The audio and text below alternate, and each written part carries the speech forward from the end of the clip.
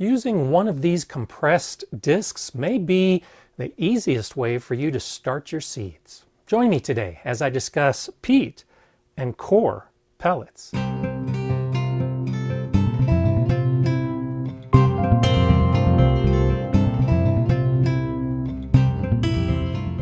Hi, I'm Garner Scott, and I have started literally thousands of seeds using peat and coir pellets. They can be very simple and very easy, and may be a viable option for you when you're thinking about starting your seeds. And so let's begin with what they are. Well, they're compressed discs of peat moss or cocoa coir. If you look at the bags of many seed starting mixes, you'll notice that a very large percentage of that mix is usually peat or coir. And so some of these gardening manufacturers have figured out that if they take peat moss and compress it, they can form it into a disc. And they can do the same thing with coconut fibers, cocoa coir. They usually sell them in nice little kits like this. And when you add water, these compressed discs now enlarge and form into a pretty nice growing medium, very similar to the bags that you might buy. Today I'll show you how I use the peat pellets using Jiffy's greenhouse pellet system. And also I'll be using the Burpee cocoa coir pellets using their seed starting greenhouse kit. These two systems are quite similar. They each come with a plastic dome that's intended to cover the seeds after you've sown them. And they each come with trays to hold the pellets. In the Jiffy system, the pellets fit into these formed indentations all along the bottom. And in the Burpee system, they come in each of these individual starting cells that fit within a plastic base. It's important to note that these are seed starting kits, and they're not intended to be the permanent homes of the seedlings once they emerge. I will be transplanting either the peat or the coir into larger pots or directly outside. This is just a way to get them started, and that's why just using peat or just the cocoa coir can be so effective. They are great for starting seeds. Let me show you how we begin. This is the hardest part of using a pellet system. It's pouring warm water over the dried pellets and letting them rehydrate. That's it. Now we want to use about 2.5 liters of water. That's about 10 cups. Warm water works better. It'll cause the pellets to rehydrate a little bit faster. And it's just a simple matter of pouring the water over the pellets. And we will thoroughly soak all of these pellets. Don't worry, because they're going to absorb all of this water.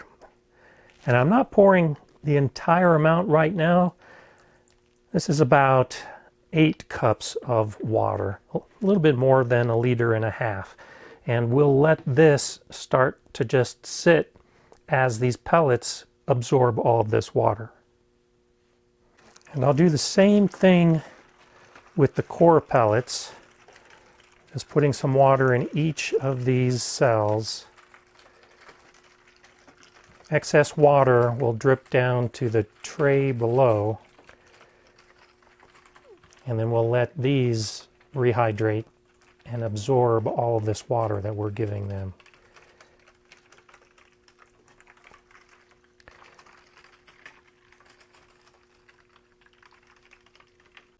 You can pour all 2.5 liters at once in the beginning like this, but I like to take it in a staged approach because you would think that they're all compressed the same way, but ultimately some of these will absorb water faster than others. So by putting most of the water down first, you can rehydrate them and see how evenly they're absorbing the moisture. And then come back with that second helping of water and make sure all of the pellets are rehydrated as effectively as possible.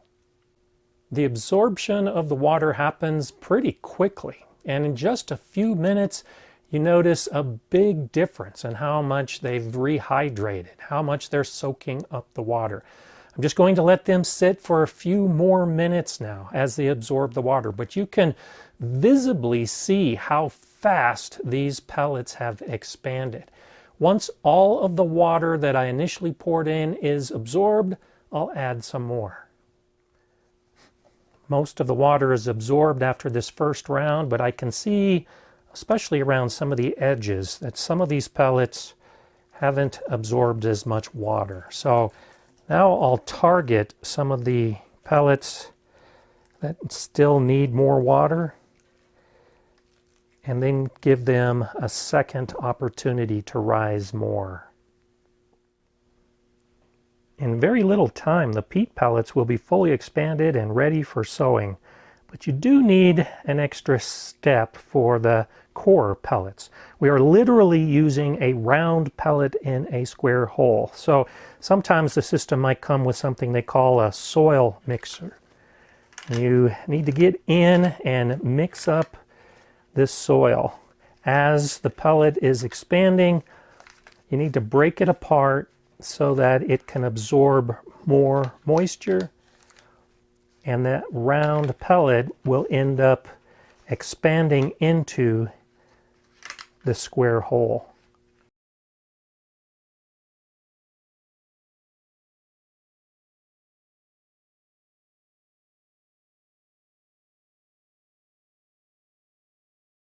While we're waiting for these pellets to fully rehydrate so that we can start some seeds in them, let's discuss some of the benefits to using a system like this. First off, you can see how clean it is. There's no mess involved with a pellet system. I do a lot of seed starting using similar trays that I will fill with a seed starter mix, and that can be quite messy. In fact, I had to clean up that space to do this project today. That seed starter mix just tends to go everywhere. If you have a space, a limited space, where you want to start seeds and you don't want all that seed starter mix everywhere, you might go with a pellet system like this. They're also very easy to transplant, especially the peat pellets. The peat is enclosed in a little mesh netting. So once the seedling starts to grow, you just pick up this whole thing and put it into a pot or out into your garden.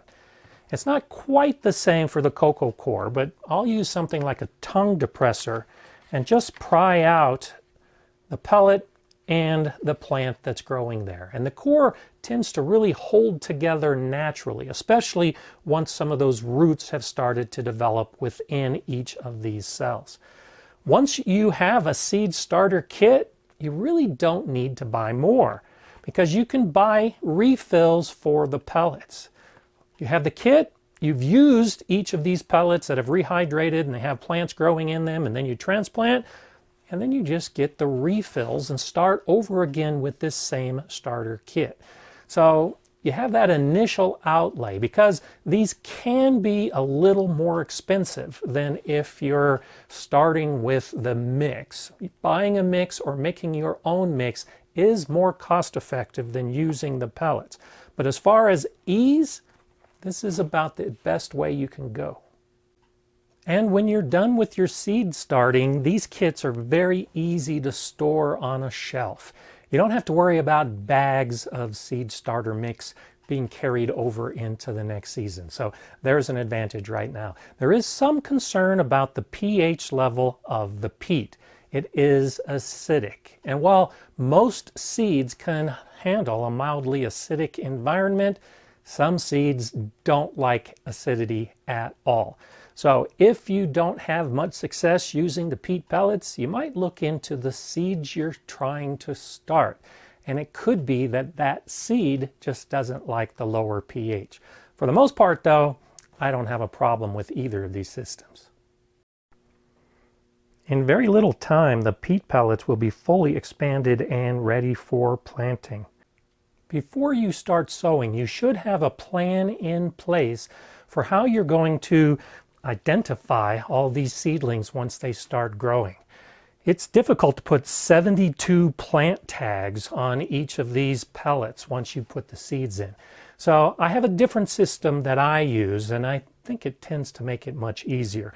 I start by just putting a piece of tape on the front side of each of these trays. And then I go ahead and make a grid. There are 72 squares on this grid, and each of these squares corresponds to the seed that I'm going to put in the pellet. This grid is just 6 rows up and 12 columns across to correspond to the 72 cells and 72 peat pellets. In the past, I've just done this using hand-drawn grids. If you're doing all 72 with the same seed, this isn't necessary. But last year, I did 6 gaillardia, 6 petunias, 6 poppies, and so on. I would plant an entire row the same. When I do a lot of different plants, I make it easy on myself. So for instance, I've got jalapenos, I'm doing 3 of them, and so I just draw an arrow. And here I've got 3 cayenne peppers, and then in this row, I actually did a number of different types of seeds. Very easy.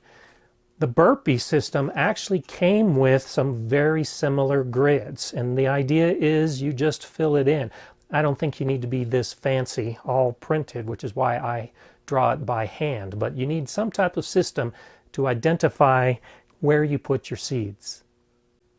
When you're ready to transplant your seedlings, I suggest you go ahead and look at your grid and make up plant tags ahead of time. That way, all you have to do is just pop out these seedlings, take your plant tag, and then put the seedling into a pot or outdoors. It's very simple and very easy to do. Today, I'll be starting some flower seeds. I'm going to go ahead and put these into these peat pellets. It's still a couple weeks early for me to start most of my seeds, so I can't fill both of these trays right now. I'm going to go ahead and hold off on the core for a few more weeks. But the process, the way we do this, is the same regardless of which medium you choose. Also, to make it a little easier, I went ahead and identified where I'm going to sow the seeds, in which rows, before I even start. The peat has fully expanded and absorbed just about all the water. There's a little bit left in the bottom, but that's okay. If you have a lot of pooling, a lot of water left, you should pour it out at this time. You don't want these pellets to be resting in a lot of water as we put the seeds in and then cover them up. But these are all ready to go. I have a plan. Now I can go ahead and start putting the seeds in. As you look at the pellets, you can see that this mesh is fully covering some of them. So we want to open up the tops. Otherwise, the seedlings won't have anywhere to grow. So I'll just pull back this mesh, and in the process, just lightly fluff up the peat underneath. And I'll do this for all the pellets I'm planning on sowing.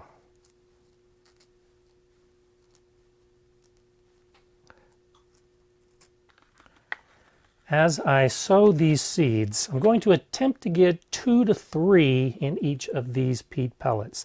A little less or a little more is not that important. The idea is we could just do 1 seed in each one, but if we don't have germination, then we've wasted some of our effort. And so by putting more than 1 seed in each pellet, it helps improve the chances that we'll have at least 1 seedling for each of the pellets that we've started. Now, most of these seeds, because they're flower seeds, aren't sown very deeply. So I've put them on the surface, and then I just take a pencil to cover them up. These should be covered with 1/8 of an inch of soil. And so I'm just taking some of this roughed up peat and putting it back on top of these seeds, and then firming down a little bit as I do so. And I'll just continue this process with all the rest of the seeds. It's important to read the seed packet so you know exactly what depth each of these seeds should be. So I have them all in place, and I've gone ahead and covered them with soil to the appropriate depth. Most of these were 1/8 of an inch, but the calendula was 1/4 inch, so I needed to poke a little bit of a hole, deeper hole, to cover that. And some of these, like the yarrow, are surface sown. We still need good contact with the soil, but for the yarrow, I leave it on the surface, and then using the eraser, just push them into the soil a little bit to make sure there's good contact. And so now, with all of these seeds sown, I just take the plastic cover and then move them underneath my lights. I'll turn on the light, and these are all ready to go.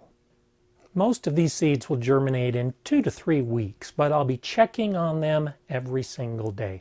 And I have other videos where I show the process for growing the seedlings. When you're using the peat or the coir, it's very important that you keep that medium moist all the time. Both are hydrophobic, which means if they dry out, it's very difficult to get them wet again. So don't ever let them dry out if you're using them in a seed starting kit or in a seed starter mix. If you learned something in this video, I encourage that you share it with others. I'm Gardener Scott. Enjoy gardening.